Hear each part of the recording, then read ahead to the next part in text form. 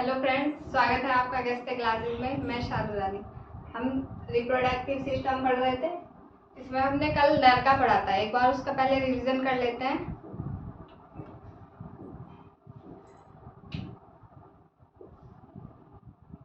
जनन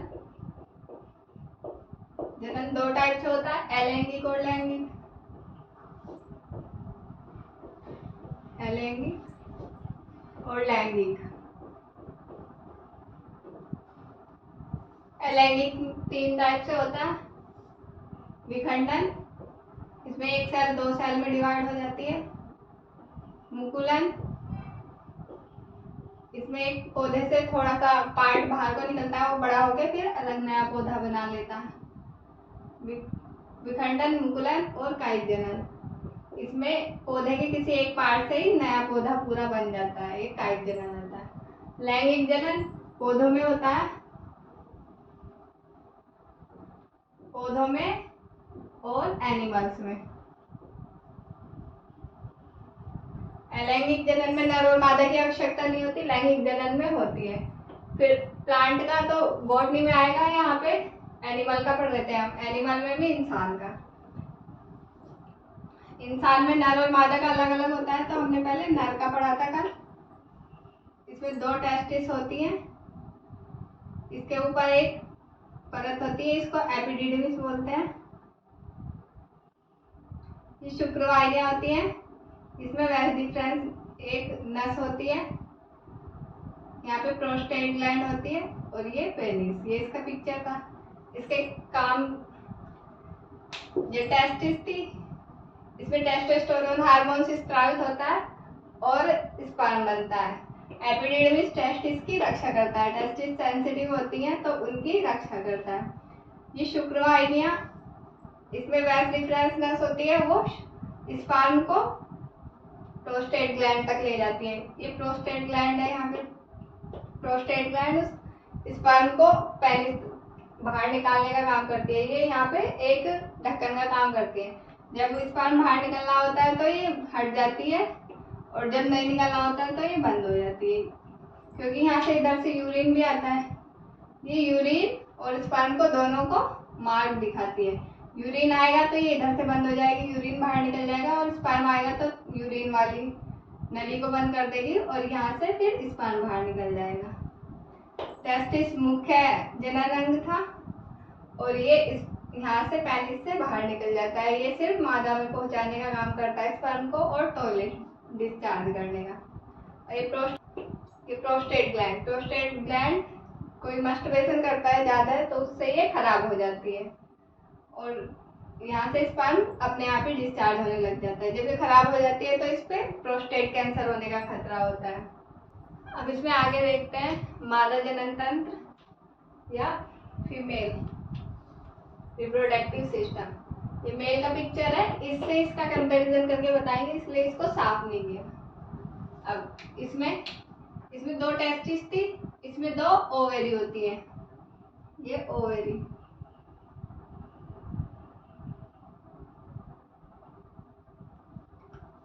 दो टेस्टिस होती है, 2 ओवेरी होती है। फिर इसमें ही अंडाणु बनते हैं, ओवम। फिर इससे आगे चलते हैं तो ये फैलोपियन ट्यूब। ये यूट्रस होता है यहाँ पे।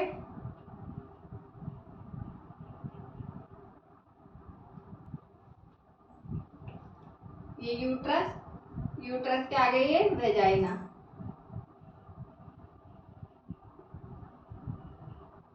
ये वेजाइना।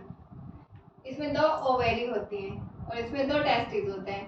टेस्टिस स्पर्म का निर्माण करते हैं और ओवेरी ओवम का निर्माण करती है। टेस्टिस जो होते हैं वो दोनों एक साथ काम करते हैं, पर जो ओवेरी होती है वो दोनों एक साथ ही काम करती है। एक महीने में एक और दूसरे महीने में दूसरी। अब इनके काम देखते हैं कैसे काम करते हैं।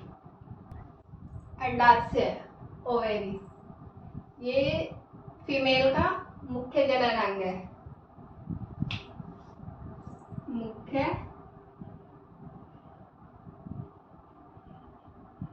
जनन अंग, ये फीमेल का मुख्य जनन अंग है। इसमें ओवम अंडाणु का निर्माण होता है।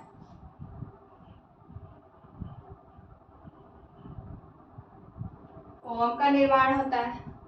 जो ओवम बनते हैं उनकी लाइफ 48 आवर होती है, मतलब 48 आवर तक वो जिंदा रहते हैं, उसके बाद मर जाते हैं।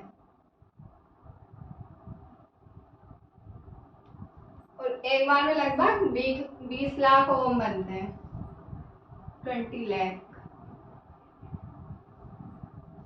अंडाशय में ये मुख्य जनन अंग है फीमेल का, इसमें ओवम का निर्माण होता है जो 48 आवर्स तक जिंदा रहते हैं और इनकी संख्या लगभग 20 लाख होती।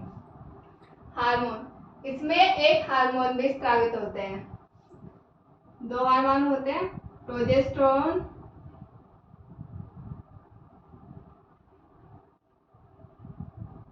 और एस्ट्रोजन।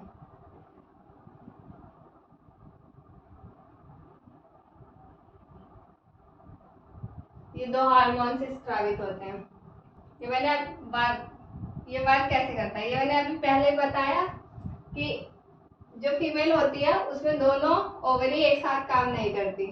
एक महीने में एक ओवरी काम करेगी तो नेक्स्ट मंथ दूसरी, एक महीने में एक ओवरी में ही ओवम बनते हैं, फिर नेक्स्ट मंथ में दूसरी में बनते हैं। तो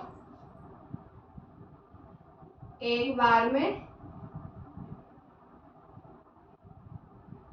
एक ओवरी, बार की जगह हम माह लिखते हैं। एक माह में एक ओवरी काम करती है। अब यहाँ पे ओवम बन गए, ओवम यहाँ से बनने के बाद यहाँ तक आते हैं, यहाँ तक आते हैं, बस यहाँ से आगे नहीं जा पाते हो क्योंकि ये खुद से आगे नहीं बढ़ सकते। ये यहाँ से इस फैलोपियन ट्यूब होती है, यहाँ तक आ जाते हैं। तो फैलोपियन ट्यूब में ओवम आते हैं और जो स्पर्म होता है वो भी जो पेनिस के रास्ते यहाँ यूट्रस में डिस्चार्ज होगा और यहाँ से यहाँ तक आएंगे। जो स्पर्म होंगे यहाँ आएंगे, फिर इन दोनों का निषेचन होकर जायगोट बनेगा। फैलोपियन ट्यूब में ओवम आते हैं। जो ये फैलोपियन ट्यूब है इसमें निषेचन का काम होता है फैलोपियन ट्यूब में, क्योंकि यहाँ से ओवम जा रहे हैं और इधर से स्पर्म आ रहे हैं। ओवम इधर से आएंगे और इधर से स्पर्म आएंगे, ये दोनों आके यहाँ मिलेंगे तो यहाँ निषेचन होगा। जो निषेचित अंडा होता है उसको जाइगोट बोलते हैं।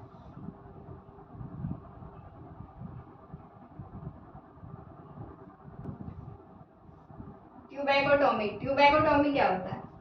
जैसे मेल में था, ये वैस नस थी, यहाँ पे इसको काट देते थे तो ये नसबंदी, नर नसबंदी हो जाती थी। यहाँ से इसको काट देंगे, यहाँ से फिर स्पर्म आगे नहीं जा पाएंगे तो नर नसबंदी हो जाएगी। यहाँ पे ये वैस नस है, इसको काट के स्पर्म आगे नहीं जा पाएंगे, फिर बच्चे होने की कोई संभावना नहीं रहती। ऐसे ही महिला में भी होता है। ये यहाँ पे फैलोपियन ट्यूब होते हैं, इस ट्यूब को काट दिया जाता है तो यहाँ से फिर ओवम आगे नहीं जा पाते। ओवम आगे नहीं जाएंगे तो फिर यहाँ पे यूट्रस में भी नहीं आएंगे, उसका निषेचन भी नहीं होगा तो बच्चे होने की संभावना खत्म हो जाती है। तो इसको काट के जो ऑपरेशन करके इसको काटा जाता है उसको ट्यूबैकोटोमी होती है बोलते हैं। फैलोपियन ट्यूब को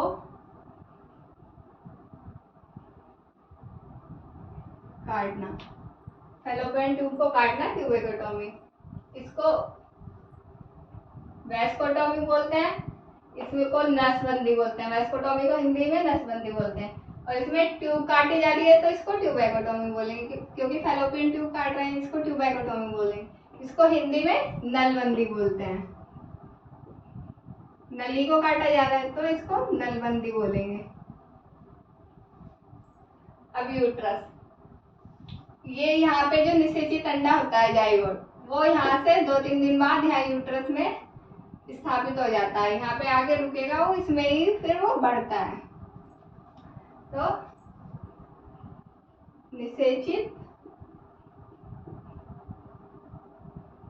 जाइगोट स्थापित, यहाँ पे स्थापित हो जाता है, यहीं पे ही उसका विकास होता है। जब वो पूरा हो जाता है बढ़ के, फिर वो वेजाइना के रास्ते बाहर आ जाता है। हिस्टेरोटॉमी, हिस्टेरोटॉमी में जैसे कोई महिला होती है, उसके ज्यादा बच्चे हो जाते हैं तो उसका यूट्रस खराब हो जाता है, और फिर डॉक्टर करके इस यूट्रस को ना निकालने की बजाय पूरा ही बाहर निकाल देते हैं। अगर यूट्रस बाहर निकालेंगे तो इनका क्या काम रह जाएगा, इसलिए ये पूरा जो प्रोसेस होता है ये इसको पूरे को बाहर निकाल देते हैं। ओवेरी, फैलोपियन ट्यूब, यूट्रस, ये सब बाहर निकाल दिया जाता है और फिर बच्चे होने की संभावना बिल्कुल खत्म हो जाती है। तो हिस्टेरोटॉमी में ओवेरी, फैलोपियन ट्यूब और यूट्रस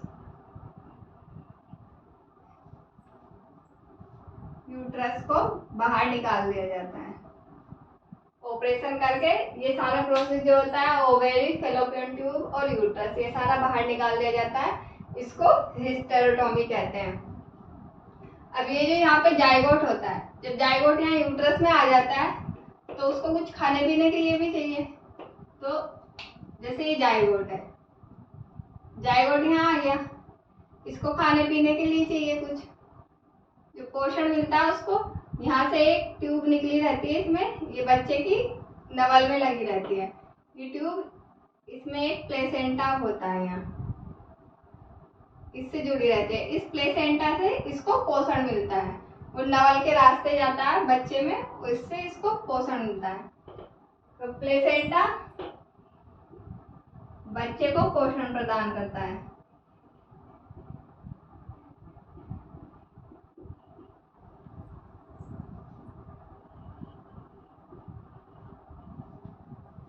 प्लेसेंटा बच्चे को पोषण देगा।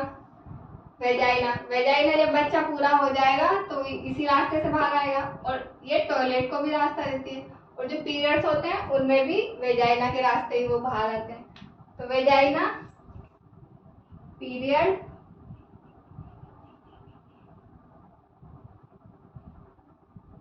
भ्रूण व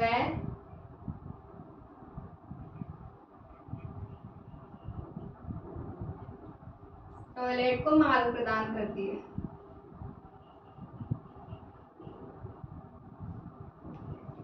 पीरियड, भ्रूण व टॉयलेट को मार्ग प्रदान करती है वेजाइना, इसके रास्ते ये बाहर आ जाता है।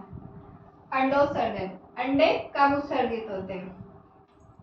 जैसे एक लेडीज होती है, उसके पीरियड आते हैं, पीरियड आने के 14 दिन बाद अंडोत्सर्जन होता है, अंडे का उत्सर्जन होता है।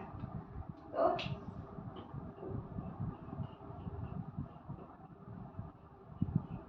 पीरियड के 14वें दिन मतलब ओवम का उत्सर्जन होता है। ये ओवम यहाँ से आएंगे, यहाँ पे आ जाएंगे, 14वें दिन आएंगे। पीरियड आए उस दिन से 14 दिन काउंट करते हैं, 14 दिन, जो 14 दिन आता है उस दिन ये यहाँ पे आ जाएंगे, और फिर स्पर्म आता है यहाँ पे, तो मिलके फिर जाइगोट का निर्माण करते हैं। तो पीरियड आने के 14वें दिन। अब ये पीरियड, ये मेंस्ट्रुएशन साइकिल है, इसके बारे में समझ लेते हैं।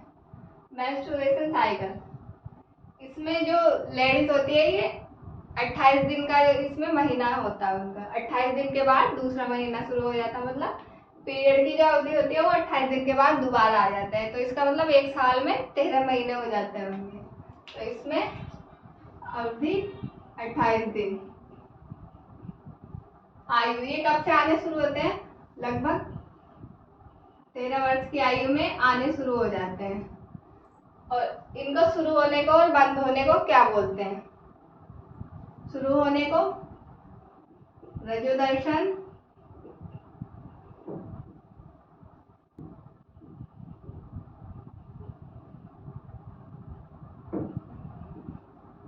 और जब ये खत्म हो जाते हैं, जैसे 60 की एज के आसपास या उससे पहले ये खत्म हो जाते हैं, तो इसको रजोनिवृत्ति बोलते हैं। इसको बोलते हैं मेनोपॉज।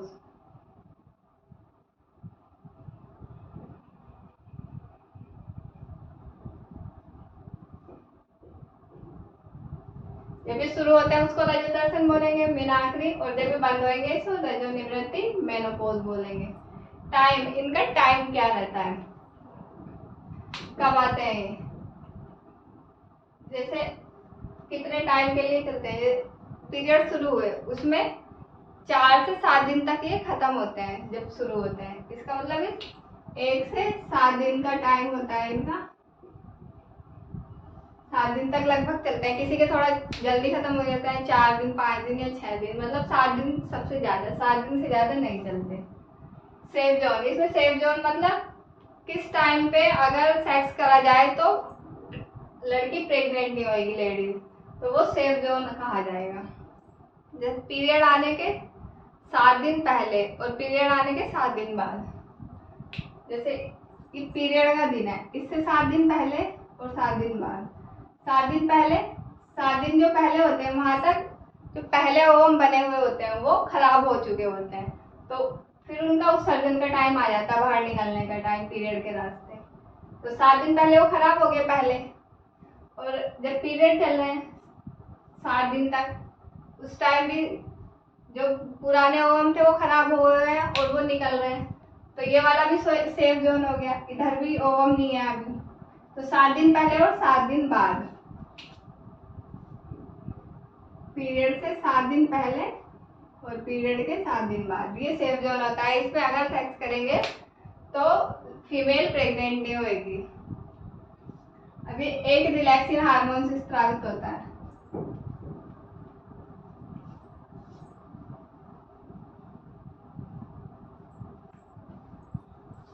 ये रिलैक्सिन हार्मोन है। ये जब बच्चा पूरा बड़ा हो जाता है, भ्रूण जब इसका पूरा विकास हो जाता है और डिलीवरी का टाइम आता है, तो वैसे तो ये जब प्रेग्नेंट होती है लेडीज जब से ही बनना शुरू हो जाता है, लेकिन ये काम तब आता है जब इसका बच्चे का जन्म होने वाला होता है। जब इसका टाइम पूरा हो जाता है तो ये रिलैक्सिन हार्मोन्स यहाँ जो हड्डी होती है सरोनी मेखला, उसके प्यूबिक जोड़ को खोल देती है, जिससे यहाँ का एरिया चौड़ा हो जाता है और ये बच्चा आराम से बाहर निकल जाता है। तो रिलैक्सिन हार्मोन शिशु जन्म को आसान बनाता है।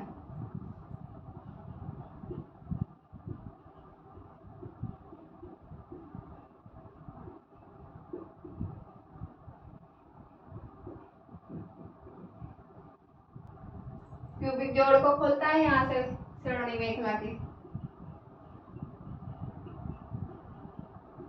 प्यूबिक जोड़ खोलता।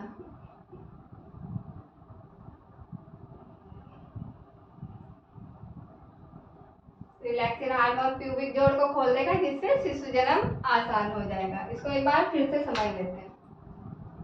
ये फीमेल रिप्रोडक्टिव सिस्टम की पिक्चर है।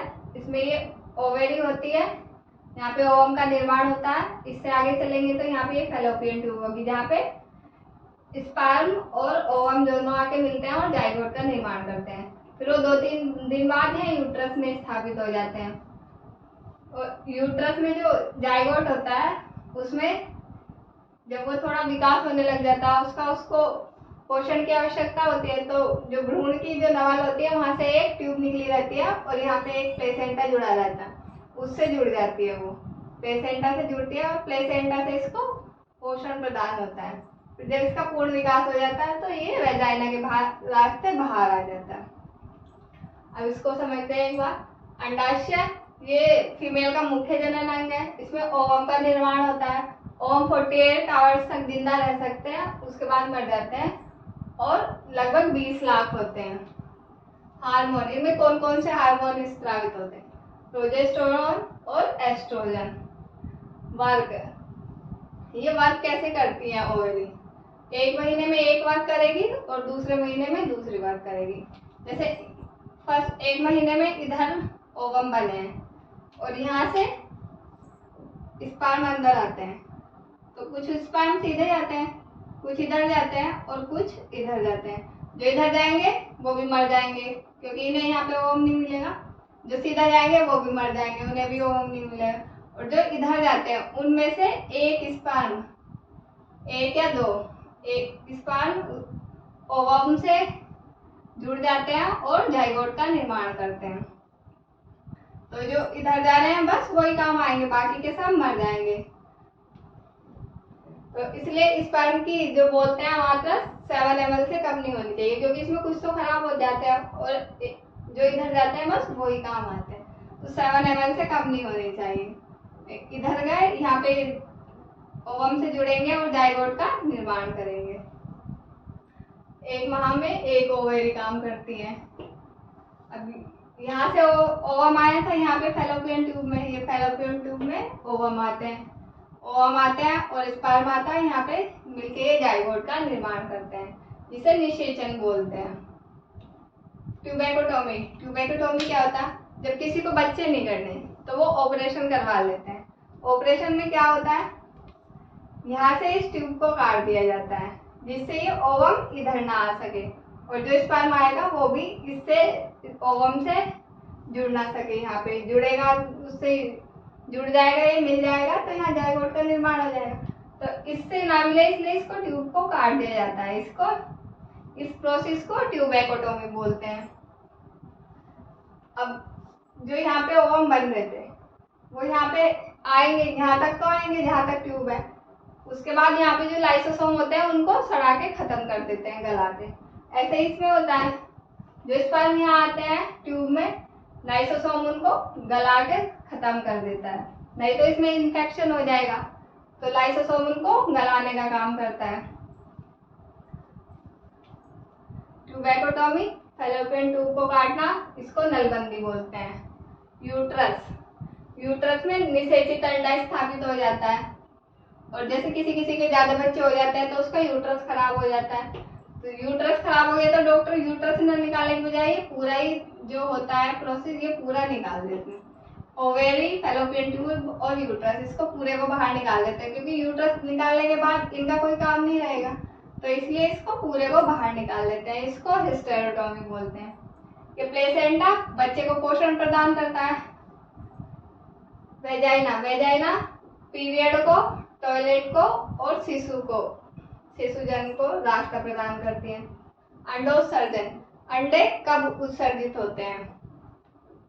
तो पीरियड आते हैं जब, जिस दिन पीरियड आए उस दिन से दिन काउंट करेंगे। पीरियड के दिन से दिन काउंट करेंगे तो 14वां जो दिन होता है उस दिन अंडों का उत्सर्जन होता है। उसी दिन यहाँ पे जो 14वें दिन से फिर जो महिला होती है, लेडीज, उसके प्रेग्नेंट होने के चांसेस बढ़ जाते हैं जब अंडोत्सर्जन होता है। उससे पहले अंडे ही नहीं है तो प्रेग्नेंट भी नहीं होगी, इसलिए यहाँ से फिर प्रेग्नेंट होने के चांस बढ़ जाते हैं। अंडोत्सर्जन पीरियड के 14वें दिन होता है।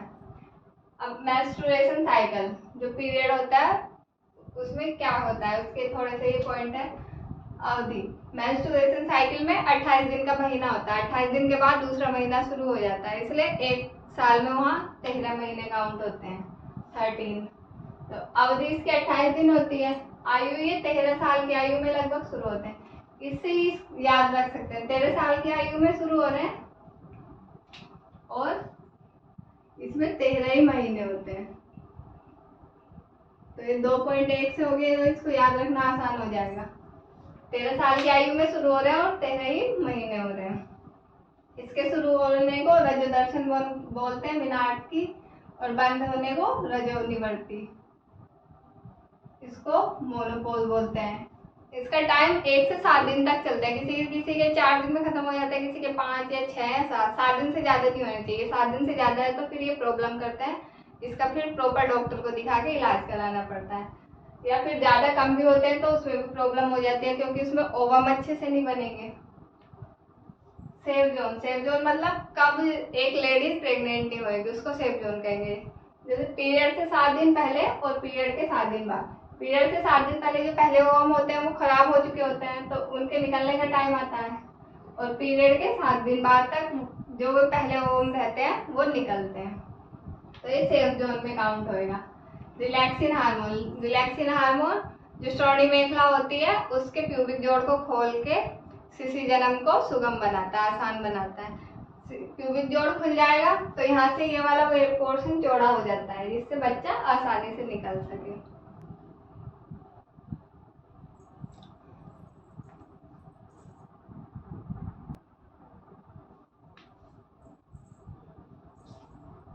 इसमें कुछ और पॉइंट है, इनको और देख लेते हैं एक बार।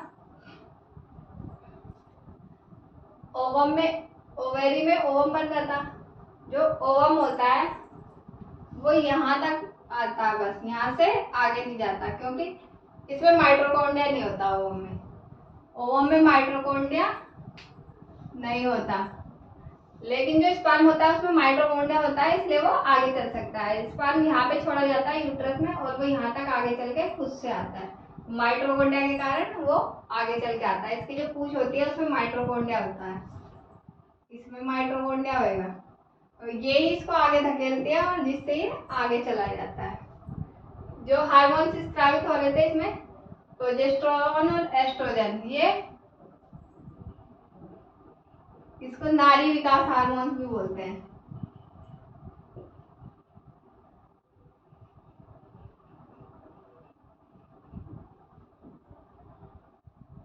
जैसे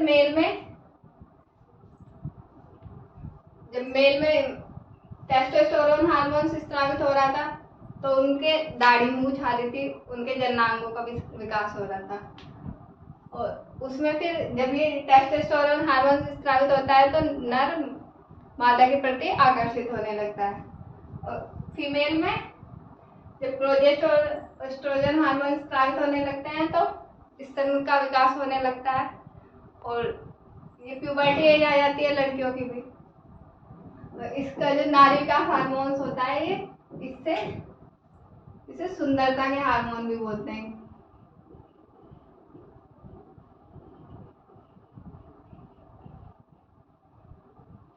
जननांगों का विकास होने लगता है लड़कियों में भी, तो इसे सुंदरता का हार्मोन बोलते हैं। कैंसर, जो मेल था उसमें ये प्रोस्टेट ग्लैंड जब खराब हो रही थी तो यहाँ पे इसके खराब होने से कैंसर होने का खतरा होता था। अब इसमें भी ऐसा ही है, जब यहाँ पे ये यूट्रस खराब हो जाता है तो अगर इसको नहीं निकालेंगे तो इसमें कैंसर होने का खतरा हो जाएगा, इसलिए इसको पूरे को बाहर निकाल दिया जाता है। तो यूट्रस खराब होने पर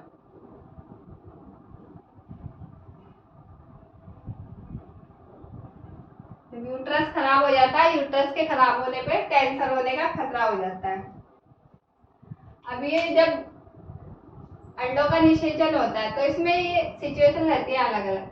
अगर एक स्पर्म 2 अंडों से मिल जाता है तो सेम फेस वाले 2 बच्चे होंगे, सेम फेस वाले 2 बच्चे।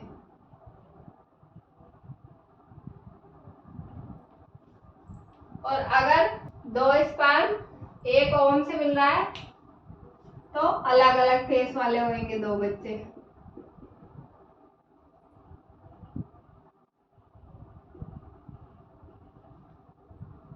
जब एक स्पर्म मिल रहा था 2 ओवम से तो बच्चे तो 2 ही हो रहे हैं दोनों बार यहाँ पे, क्योंकि एक स्पर्म मिल रहा है 2 ओवम से और यहाँ 2 स्पर्म मिल रहे हैं 1 ओवम से, तो 2 वाली सिचुएशन में 2 ही बच्चे होंगे। अगर स्पर्म 1 मिलता है तो सेम फेस होते हैं और स्पर्म 2 मिलते हैं तो अलग अलग फेस होते हैं, क्योंकि अलग अलग स्पर्म है तो अलग अलग फेस होगा उनका। वेजाइना अम्लीय, वेजाइना जो होती है वो अम्लीय होती है। वो किस कारण होती है? वेजाइना में लैक्टोबैसिलस बैक्टीरिया होते हैं जो लैक्टिक एसिड का स्त्राव करते हैं, इसी के कारण जो वेजाइना होती है वो अम्लीय होती है। वेजाइना में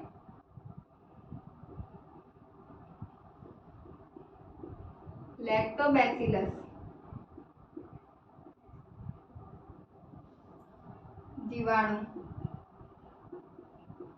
किसका स्त्राव करते हैं? लैक्टिक एसिड का।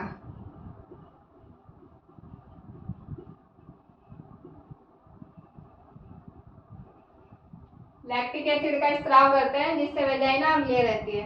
ये जो लैक्टिक एसिड होता है ये वेजाइना में आने वाले बैक्टीरिया या वायरस जो होते हैं उनको मारने का काम करता है, जिससे वेजाइना साफ रहती है और इन्फेक्शन होने का खतरा कम हो जाता है।